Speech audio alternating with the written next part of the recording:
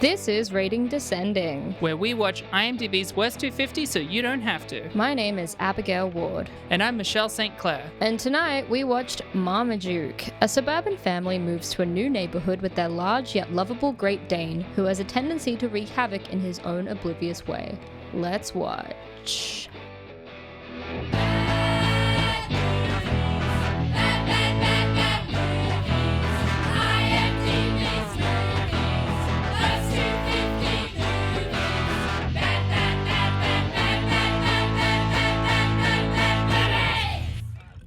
So Spotify Wrapped came out today. Yeah. It's always a very important day. Yeah, Spotify Wrapped came out as of record day. And you know, one of the things that I found most distinct about it, a whole bunch of people messaged me to tell me that this podcast was in either their most or second most listened to podcast. Yeah, I got a similar thing I got like a couple of tags on Insta being like my most listened to of the year, or like it was on the top 5, and it's very wholesome. I'm a Grinch, and every Spotify Wrapped, well, this year I was just like, I'm not going to share my Spotify Wrapped because fuck you all. And I made some grouchy post about how I wasn't going to show anyone any of my business. But I did get lots of nice messages about Rating Descending. So thanks, friends and family and listeners, for that. That's really sweet. It is really sweet. It feels really nice. Like, it's one of those things where, hey, it's easy when you're just talking into a microphone out into the void to go like, why am I doing this? And then there's times where someone's like, hey, I listened to this a lot because I really enjoyed it and it helped me feel better when things were really rough. And I'm like, hell yeah, that's a good fucking reason to make something. It feels presumptuous to refer to this as art, but we're making art here. We are. A great example of the art that we're making. What annoys me though, I don't really mind people that share their Spotify Wrapped being like, look at me, like look what I like. I'm like, cool, whatever. It's the people that pretend they don't want to do it and then they do it. It's the people that, usually men, that are like, oh, all right then, and they post it and I'm like, fuck you, you want to post it. Yeah. You want to post it like everyone else. You're seeking attention and validation just like everyone else. Or you want to start a conversation about your music taste. It's not necessarily about attention grabbing. You just want people to know what you like. And some people really enjoy it. But you don't have to pretend that you don't want to do it. Yeah, I do agree that like the like weird disingenuous, like, oh my God, I guess I have to, you know, whatever. Or like, ooh, Spotify calling me out. And then it's just like the songs that everyone listened to. Yeah. It's like, yeah, it's a shared human experience. You don't need to be embarrassed. It's fine. Yeah, 100%. This isn't obligatory. As opposed to my reaction every time to Spotify Wrapped as someone who prefers to listen to Apple Music because I can upload my own music and they pay artists literally double what Spotify does. Yeah. I'm always like, hey guys, how can I join in? Hey, Yeah. can I share? This year they had more graphic things than usual, so I was like, hey everyone. What was your aura? What was your Spotify aura? What do you mean? What does that mean? That's a new segment that they put in this year. They gave you an aura. I wouldn't know. I wasn't on. Oh my God. I was just telling that. I was just saying. I forgot my Spotify aura, because it's a new thing they're doing this year where like they give you a vibe of like your general music. Yeah. And mine was focused and wistful. That was my two auras. 100%. I 100% focused and wistful. Yeah, that's Abigail Ward, baby. Yeah, I focus down. I put my head down and do the work, but I also think a lot about things that were. Yeah. Things that could be. You seem distant and thoughtful, and then someone's like, can you do work? And you're like, a way to prove myself? Please. Please, may I?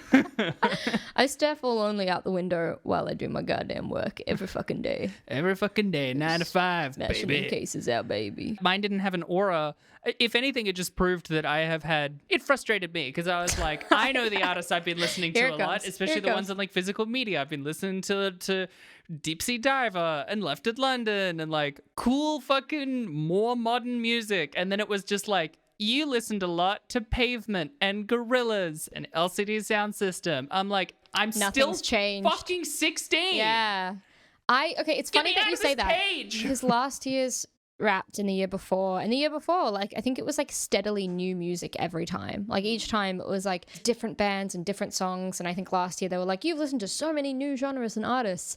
And I have listened to a lot of new genres and artists, but this year all of my top artists were like the artists I liked when I was 15. I feel like when you're a teenager, you find the music that you like, and it's really hard to get into other music. Like you can do it, but you always go back to that music, because my top 5 were Beach House, The Horrors, Wow. Grouper, My Bloody Valentine, Wow. and something of that ilk. At least we were both called out. But I mean, statistically, you do just listen to the music that you liked when you were 15. Like, Yeah. I'm actually shocked the Horrors were back on there. I think it's because I honestly think my music taste is reflecting these bands, because meeting Claude, you share a lot of your favorite music with each other. And I think I went back to all of my teenage favorites to show him the stuff that I used to love. And it's just been on repeat a lot. Yeah. But my most listened to song of 2021 has been The Way You Make Love by this Melbourne artist. I actually forgot her name, but it's a great song, and it's just like this like really like somber song about like, it's like, oh, the way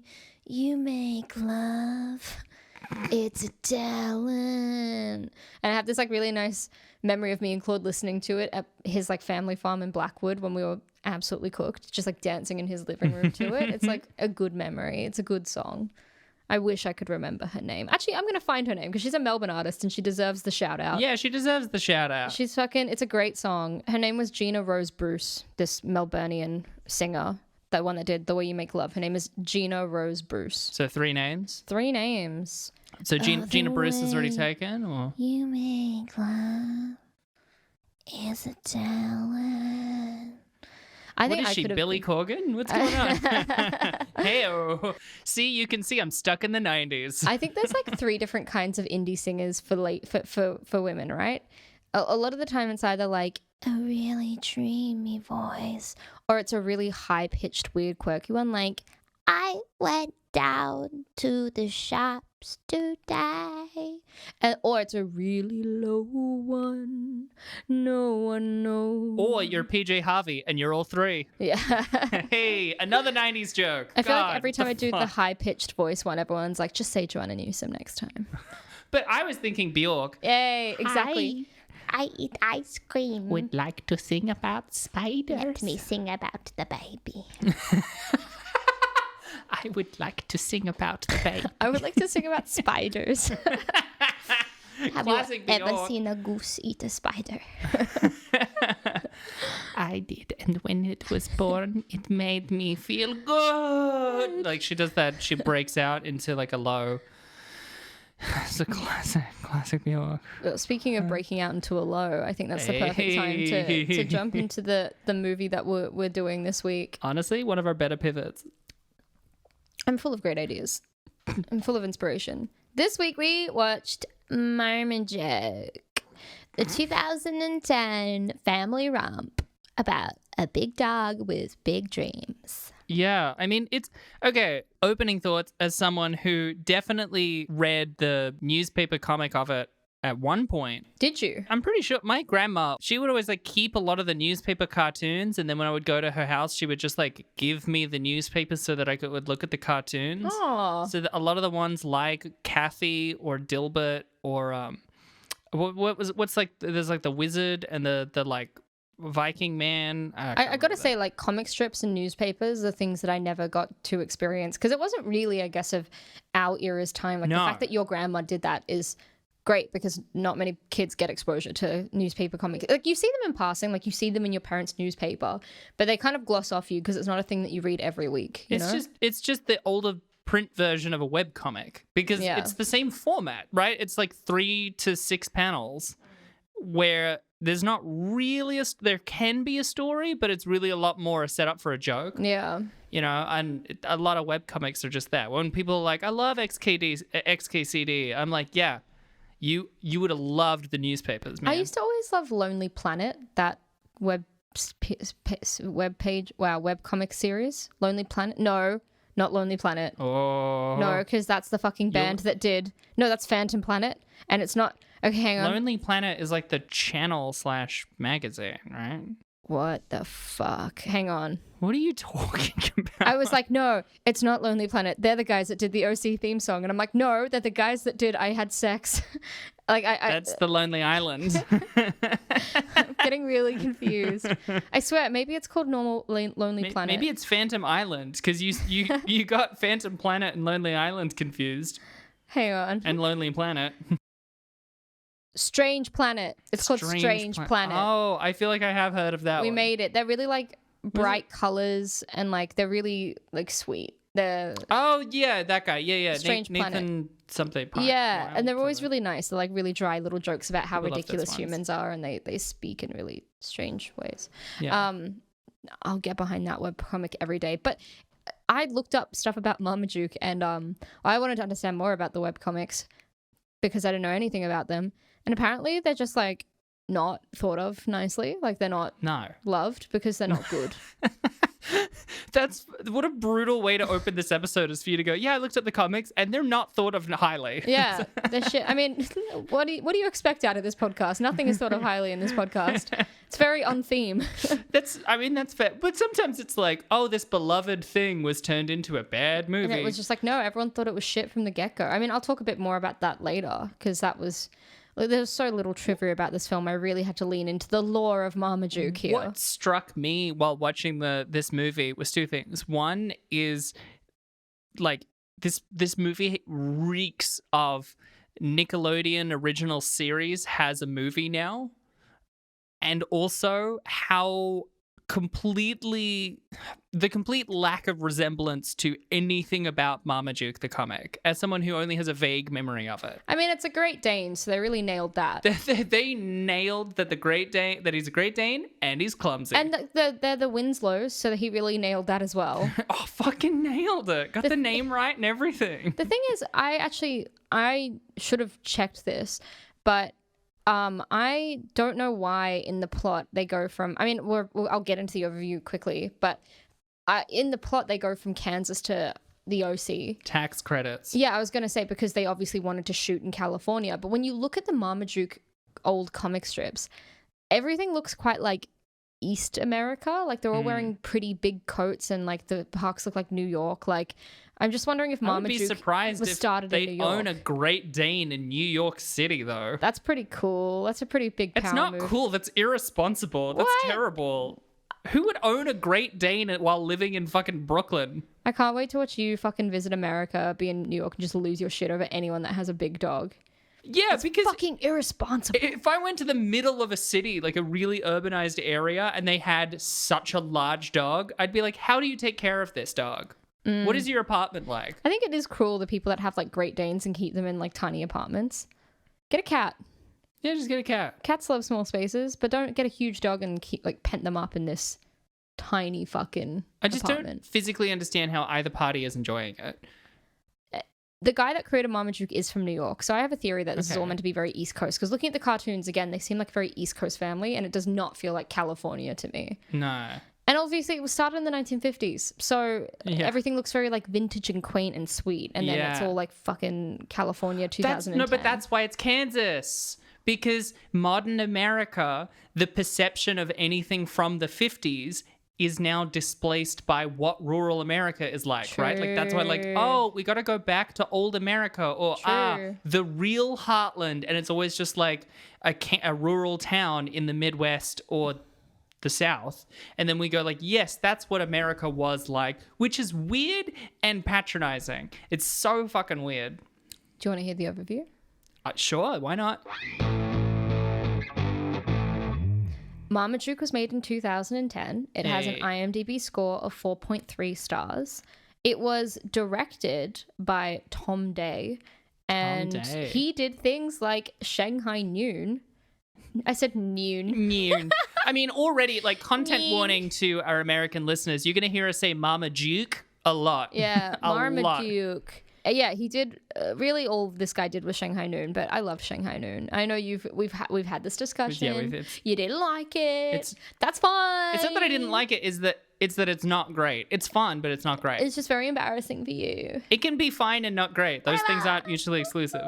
Last week, you were like, isn't Owen Wilson in Marley and Me? But he is in this. Yeah, He's the dog. He's Marmaduke. The cast of this is fucking wild. Like, I didn't expect Owen Wilson to be the voice of Marmaduke. I have to say, as stupid as this film is, Owen Wilson has the most endearing voice, so I actually enjoyed listening to him portray Marmaduke. He does have an endearing voice. He literally goes, oh, wow, at one point. Yeah. Wow. It also means, I noted it down because I'm increasing, ever since Julian Leger, shout out to our listener from Canada, Julian Leger, who made a Google Sheet chart thing of recurring actors. I'm now obsessed with it. Owen Wilson's been on the list before with Zoolander 2. And also the Wayans yeah. brothers are in this from Little Man. And also George Lopez was in Meet the Blacks. Yeah, we've got a couple of people returning. I mean, it's a really good cast. We got Owen fucking Wilson. You got Emma Stone voicing Maisie, the Australian Shepherd. You got George Lopez voicing this little cat called Carlos. You got Fergie voicing Jezebel. I didn't recognize her. My girlfriend recognized her voice, and I was like, really? What the fuck? Because I would never, because all I know is Fergie's singing voice. I've never actually heard her speaking voice. Yeah. She's a really nice speaking voice. Like, she's a really nice voice. It's fine. I fucking love Fergie, man. She came out with one album of fucking bangers, like 5 hit singles on one album, and everyone was like, okay, Fergie, we want more. And she never came back. I mean, she didn't write them. Yeah, but she fucking, I mean, come on. So what? Britney Spears never wrote any of her songs either. Yeah, but she was a has great consistency. Talent. Fergie fucking nailed the delivery of the song. She nailed the vibe. Big Girls Don't Cry. Fergalicious couldn't have existed if it wasn't for Fergie. Thank you very much. London Bridges. Yes, that's The true. Glamorous. There's so much good shit on that one album. Fergie, when are we gonna get to see you again? When do Fergie, you come back. Come back, Fergie. Come back. You also had Steve Coogan as Raisin, an intelligent Dachshund. You've got Kiefer Sutherland voicing Bosco. Yeah, that was strange. You've got Damon Wayans and Marlon Wayans voicing those 2 little yappy ones. And then you've got fucking Sam Elliott voicing this big dog that Marmaduke encounters in the wilderness when he like escapes from his family. Like, it's so distinctly Sam Elliott. He has the most distinctive voice in the world. I want to really insert in that moment. I didn't just come up with Chupadogra. That's in the script, and I'm quoting the movie. That's his name. I know, but I'm saying I would never say Chupadogra if not contractually obliged to for the purpose of this podcast. Understandable. Understandable. The unruly Marmaduke lives with his family, who are his owners, in Kansas. The father of this family, Phil, moves the family to the OC in California. In his new world, Marmaduke meets an array of little dog friends and enemies, specifically a tomboyish Australian shepherd named Maisie, a beautiful collie named Jezebel, and a big bad dog that I didn't remember the breed of, named Bosco, Jezebel's boyfriend. While Maisie forms feelings for Marmaduke, he snubs her and pursues Jezebel by becoming popular amongst the dogs and rejecting mutts. By the way, that scene where he rejects Maisie saying, I don't hang out with mutts anymore, that was fucked up. That was really this has a lot of weird like breeding and racial politics in It's got racial politics for sure. Marmaduke takes Jezebel on Maisie's dream date and ruins his family home after hosting an all-night party. Marmaduke falls from grace with his new friends and Phil and takes off into the wilderness. Maisie pursues him, as does his loving family. Maisie and the family find him at the same time on the streets, but Maisie falls into a subterranean rainwater conduit after the street below her collapses. That was fucking wild. That was like the whole tone has changed. Oh, we'll so get into that. To gloss over the finale, Phil saves the day and tells Marmaduke that he loves him. Hey. That's it. Guys, do you want to listen to Michelle eat her dinner? Yeah. Let's make this really, intimate. She's scared to do it, man. That's good. No one cares. You're allowed to eat your dinner.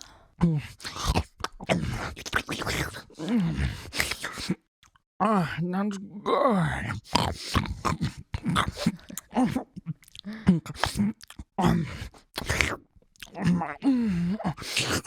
Stop this. Stop. I was just eating my sandwich. It's just a toasted cheese You're sandwich. afraid to eat your food on the podcast. Yeah, You're a coward. for the sake of the listeners. They don't mind. You guys, you don't mind. They want to hear us talk about shit, not hear us eat. Shit. Yeah.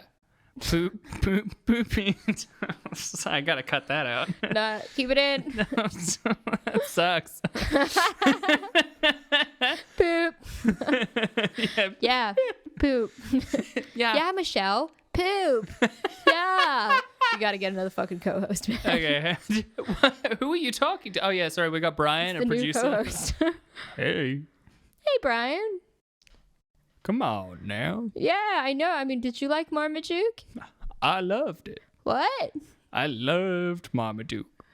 Um, What's my whole deal? I don't know. Who are? What is this voice or accent?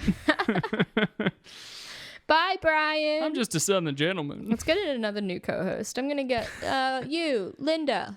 What? Hey, Linda. Hi. Did you like Marmaduke? It represented my hometown, Kansas? Orange County. Right. Yeah. Okay. Actually, I've watched episodes of The OC, and I've never watched anything say out loud The OC as many times as in this movie. Yeah. Said it repeatedly and consistently. The OC is a real staple of its time. I remember being in year 5 and it just started airing, and all the popular girls in my year loved it. And they came up to me one day and they were like, "Do you watch The OC?" And I was just like, "Yeah, I've watched one episode of it." And they were like, "You're cool now." And I was just like, "Great." And they're like, "You can sit with us at lunch." And I didn't want to because they were awful. They were all incredibly blonde. And I was blonde. That's probably why they wanted me on their team. But I wouldn't betray my friends for them, okay? I appreciate that. But the OC definitely got me clout come 2005. So great memory. Great memory. I mean, it's funny that you say that because I wrote down a whole thing about how this movie, massive, like if you told me that this was instead made in 2003 rather than 2010, I would fully believe you. Yeah. Owen Wilson, Lee Pace, Judy Greer. Lee Pace wasn't around in 2003. Pushing though. Daisies. Pushing Daisies. Pushing Daisies. Wasn't that early 2000s? Pushing Daisies was like late 2000s. Oh, okay. 2007. Well, whatever. Still, it's also like a phone that completely bereft of a smartphone. The fucking handbag dogs as well, very early 2000s. Yeah. This is written by someone who hasn't updated their sense of what pop culture is for a decade. I was looking Lee Pace up, by the way, and holy shit, he's really tall. Yeah, he's really tall. He looks like a short man. Really confuses me. I think in this movie you can see just how tall he is. Yeah, in this movie you can, but everything else I just imagine he's like some tiny little twink. But he's a big twink. He's a really tall twink. Yeah. I didn't realize he was gay either. And I didn't realize that fucking Ian McKellen nobody did accidentally until outed him. Yeah. I bet he feels fucking awful about that. Yeah. He probably would have been like, I wouldn't have wanted that to happen to me. It was an absolute accident. It's never, there are no circumstances to out someone else. Like, intentional or unintentional or like good-hearted or not, that's never a nice thing to do. Never a nice thing. I'm sure he feels awful. I can imagine that Ian McKellen was probably so precious about his own coming out in his career, so he probably feels fucking awful. And it's like, it's a weird time where like, yeah, things are more accepting than 1, 2, 3, 4 decades ago, but also like we really insist on peering into public figures' private lives. Yeah. Also, we go, yeah, we accept queer people, and then we don't cast them in things. Yeah. We just use them as like a get points card and then not actually cast them. 100%. Also, it just makes you, as a person in the public eye, it makes you more of a target. Yeah. Like, you're a celebrity and you're gay. You actually have a lot of chance of being like, of having some fucking awful hate crime inflicted upon you. It, at the very least, guarantees that you are going to start to get criticism for the specific fact that you are that. Yeah. God damn.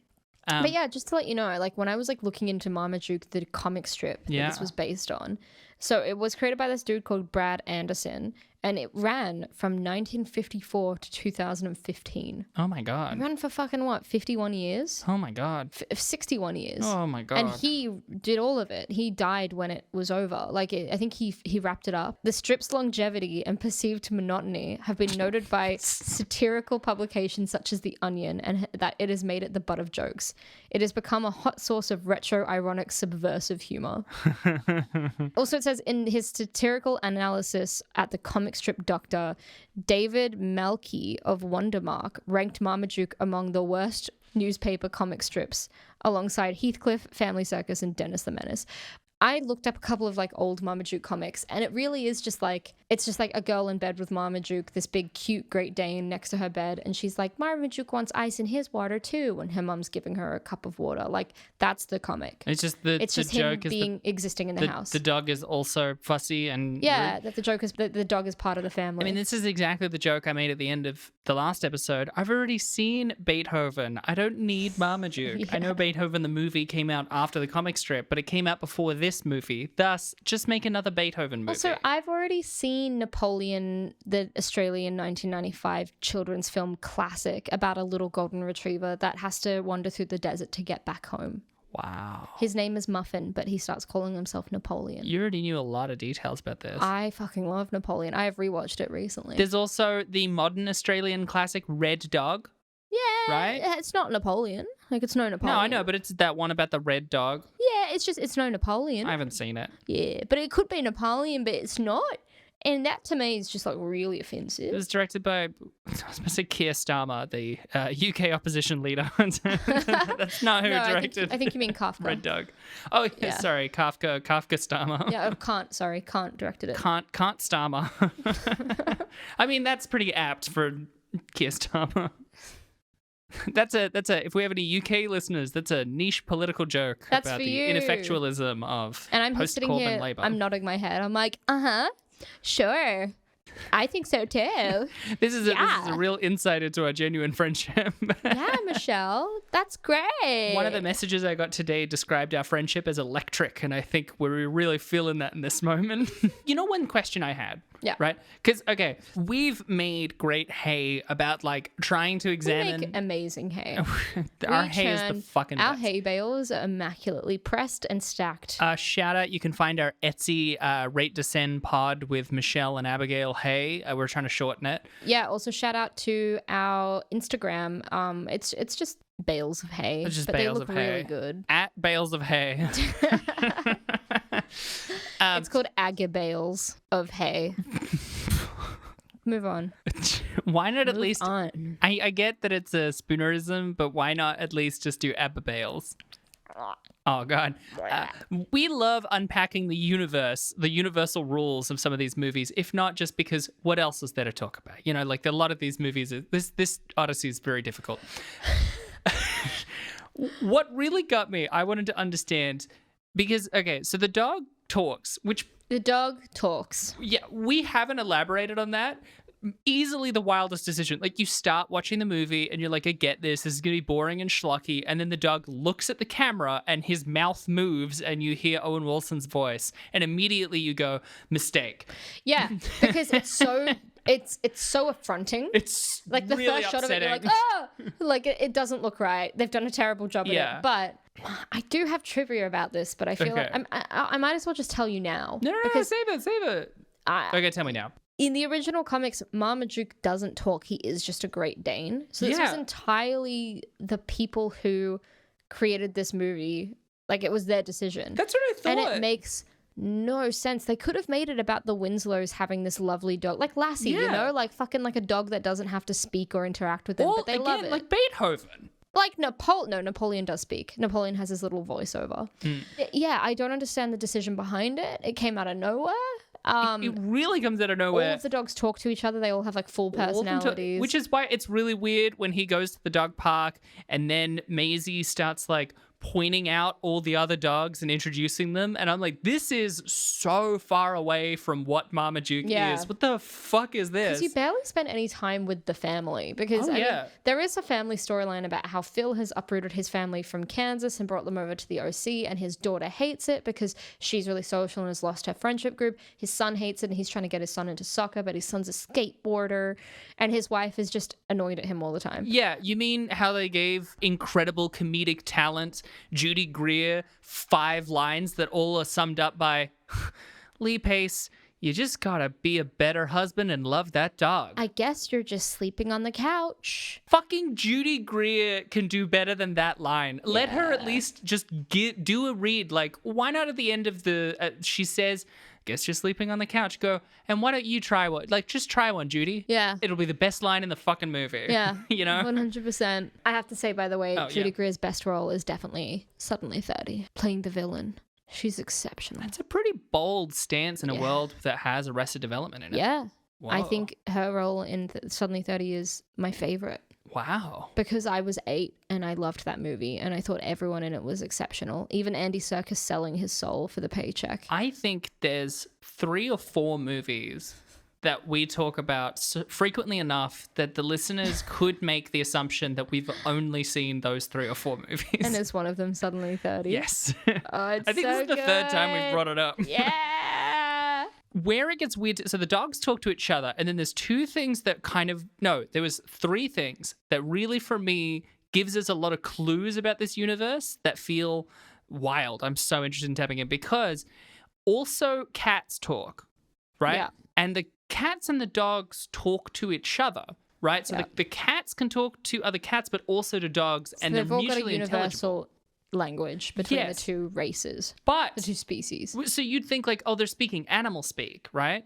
But when Bosco is like listing out their like racial skills, like it's fucking D&D, he's like, oh, this has the language feature. And Yeah, then when this- you get this to dog level breed- 3, you get a special feat. Which, by the way, in that scene, he looks at Marmaduke and completely straight face, as far as a CG dog can, goes, and I'm a champion surfer. And like, as if that means anything to me at that point in the movie, that his dog trait is surfer. But one of them is like good with languages, and is like, and he speaks gopher, and then he does a gopher impression. It's like, okay, so not all animals speak the same language. And then this for me is the real key. The son is talking to Marmaduke and says, I wish you could talk.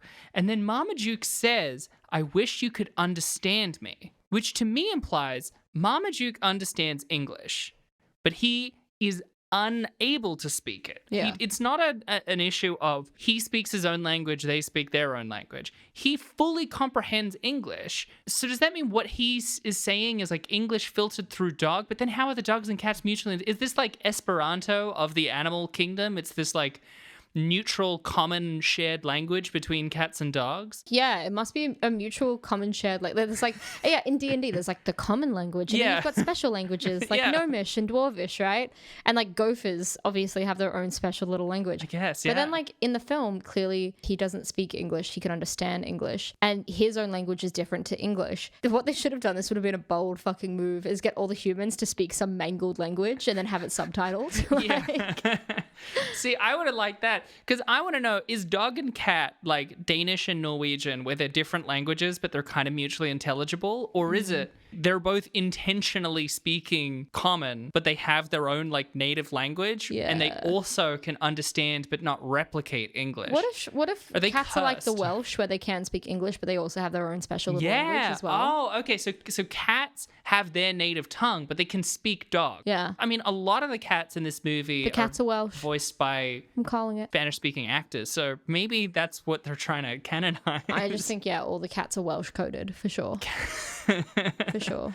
it kind of feels like they're coded as like Central and South Americans. They are, which is an odd It's a move. really weird move when you think about it. But again, like he wants to speak English. Is he cursed? Is he like suffering under the guise of not being able to speak? Is he being translated to us, or is this what he's saying, but we hear it as barks normally? I think you're going to have to write a really long letter to the director to figure out these pressing questions. I just, you don't need to say it. Like, just don't address it. You know, just like have all the animals speak, and then I'm like, okay, it's animal speak. But like the particulars around trying to have him go, I wish you could understand me, and also gophers don't speak English. Yeah. Has the same energy as in Alvin and the Chipmunks, where we find out like, yeah, Alvin speaks, but then there's other animals who, yeah, they're just fucking animals. Like, what's going on? I can't believe we've gone this long without talking about the surfing scene, because that's one of the weirdest scenes in it. Yeah. Including the announcer at the surfing competition actually saying the line, "Look at that crazy dog." I think we need to talk about also the street falling away in the final Oh, act. okay, yeah, Because yeah, that yeah, was excellent. fucking wild. Okay, but yes, it was wild. Yes, it was crazy. Did I think it was easily the best sequence of the movie? 100%. What, because things were happening? Because things were happening. I like how like the council workers weren't just like, you know, like the classic movie thing of he runs up and he's like, my dog just fell in, and they're like, hey buddy, we don't care about your dog, and then he has to do like, they're like, okay, sure. And yeah, then they're like, here's a catchment. yeah. Yeah, that was very They're like, wholesome. And they're like, we need to get fucking a water rescue in. Then when he jumps off into the storm drain and he looks like he's gonna fully drown, Yeah. kind of genuinely tense. It was a bit tense when he was like, that was my dog. That was my dog. And everyone was just like, shit, that was your dog. Yeah. Like if you watched a dog plummet into some like huge rush of water under the street, you'd be like, holy shit. Yeah. That's awful. It's terrifying. The stakes were huge. And like the way the whole thing was shot, like the cat, like right in the water. Yeah. So it's like rushing around him. And so he's like calling out to Marmaduke. I'm like, yeah, well, the dialogue is still, pun intended, woof. But like him reaching out to save Marmaduke from this rushing water, I don't know, it kind of got me. I was like, I don't know, not bad. Not bad, guy. If the rest of the movie was more like this, excellent. If the rest of the movie was more focused on him and the family and not him and these random packs of dogs, Yeah. that'd be more interesting. It should have been about the family. It's about the Windsor. family unit, all family. right? It's about loving Marmaduke, that big crazy dog. It's not about acclaimed character actor William H. Macy. It's I forgot he was in that. it's not about a sequence of other A-list to B-list actors appearing as animals, including Sam Elliott. including Sam Elliott, Kiefer Sutherland, and Emma Stone. It's about the family. It's about the family. Judy Greer. It's about Judy Greer's knockout performance in Suddenly 30, man. It's all about Suddenly 30. That's what it comes down to, time and time again. It's always Suddenly 30. It's always Suddenly 30. It's always Suddenly 30. I mean, There's always time for Suddenly 30. sure, that takes away from some of the suddenness of it, but you know. Constantly 30. That better be the fucking sequel. I mean, the girl that played the little Jenna has grown up and is now 30, so Yeah. better get on that. Should be excellent. Do She you want to would hear be some good. trivia? I would love to hear some trivia. Well, I've only got 2 pieces, Oh, okay. so if I can enjoy them. I'll try. This isn't a good piece of trivia. I just thought that whoever wrote it was fucking weird. What a great reason to have trivia. This film has the distinction Ooh. of featuring 2 dog farts, 3 urine gags, 2 hits to the groin, 1 animal belch, 2 record scratch moments, and 2 uses of the phrase, "Who let the dogs out?" That's not trivia. That's observing things in the film. That is trivia. That's trivial. Is it It trivia? It is. No, it is trivia. What fucking maniac wrote that? No, I'm obsessed with it. I mean, there is the very first dog fart happens at the beginning where he does give a fart and then he looks at the camera and he goes, "It may be immature, but it's still funny," or something like that. And my girlfriend was there when I was watching it. And she was like, "Did the writer is that just the writer explain the joke. apologizing?" Yeah, it was. Also, like, there's that scene where like it's Phil and his wife in the bedroom having some other argument about how he's not being a good enough husband, and then Marmaduke farts in front of them. Yeah. They're like, "Oh my god, Marmaduke!" And it's just them laughing and giggling over their dog's stinky fart. I'm also like they moved ostensibly to get a bigger house. Their house is Yeah. already fucking huge. Yeah, he was like, "I just want a house that doesn't smell like a meat locker." And it's Yeah. like, then clean your house. Your house yeah. looks great. That's meant to be a reference to the fact that Marmaduke has meat under the bed. It's not hidden under the bed. If it smells like meat, just fucking clean it. And the It's thing is, not hidden. You'll move to a different house in California and he will continue to stash Yeah. meat under your bed because he's Marmaduke. He's Marmaduke. Do you want to hear my second piece of trivia? I'd love to. Which will also be the last piece of trivia. Ooh. Because I gotta say, all the trivia on IMDb was just like, this person was almost cast, but they weren't. Oh, And I'm like, God. that's not interesting. There's so many of those every time. Yeah. George Lopez was nominated for a Razzie Award for Worst Supporting Actor. Wow. I read that a bunch of people were nominated for Razzie Awards, but like it's as if no one cared enough to note them down because I couldn't find further information. I probably could have gone through Razzie Awards yeah, 'cause themselves. Why single out George Lopez in this movie? Because he's the cat, right? That's because they hate cats. It's just he didn't give the worst performance in this movie. He didn't. I don't think anyone even. I honestly don't think that you can nominate voice actors in a way, even though I think that you can give a What? performance via your voice. Yeah. I just don't understand how you could give a Razzie to a voice actor. Because Okay. I feel like it's hard to distinguish when they're doing a bad job. I totally disagree because we've watched Why? tons of other things where we can hear a voiceover that is bad. Also, like, because part of the thing, like, a good VO also like sounds like the character, which very few of the people in this are doing. They just sound like themselves. Which do. also means they're like doing a performance that like they would act rather than matching what the actual animation would be like. They're not doing a proper VO.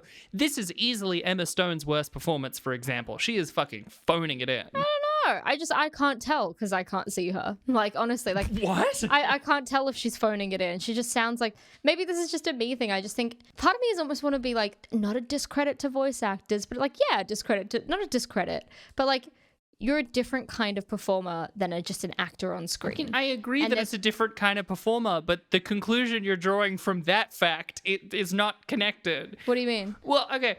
You know when someone gives like a really bad line rating, they'll be like, "Oh, Mom, how I can't believe you're late," you know? Yeah. Maybe their face is still good acting, but the way they delivered the line is bad. I can't imagine That's voice someone acting. giving a line where they look wooden, but where they sound wooden, but look really emotive. I've never seen that happen. When people are emoting physically, they tend to emote with their voice as well. You know, like Sure, and a good voice actor is able to match their voice to, again, like the physical motion of whatever they're voicing over, whether it's an animated character, in this case a dog.